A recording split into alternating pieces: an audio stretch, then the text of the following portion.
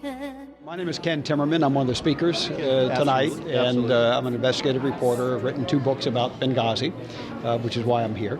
But I'm absolutely thrilled to see a group of people in Jacksonville, Florida, doing this kind of tribute, doing this kind of commemoration, and doing it 7 years in a row. I think it's fantastic. I don't know that it's being done in other parts of the country, actually.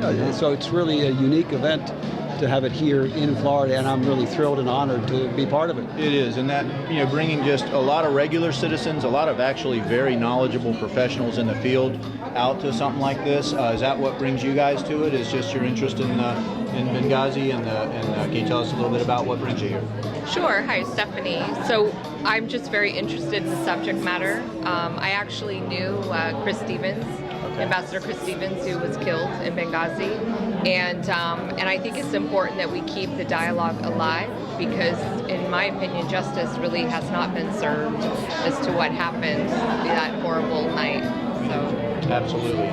I'm Scott. I'm here because she's here. Absolutely. But, Great reason. But also, I agree too. I just think that what happened that night in that whole day in Benghazi just kind of got brushed underneath the rug, and not enough people keep it alive, and not enough has been done to really focus in on the people that let that happen. So being here and kind of contributing to it and kind of keeping it in the light, hopefully someday somebody will actually take a closer look at it and do something that, actually have justice done. Yeah. That seems to be the reoccurring theme, is that everyone knows something isn't exactly right about the incident. There's big pieces, and all the people doing the deep research have found some of those issues, and they're being exposed, but nothing's been done about it. So that seems to be what keeps this event alive, is that everyone would like to see this never happen again. And the way to do that is to identify and maybe even hold accountable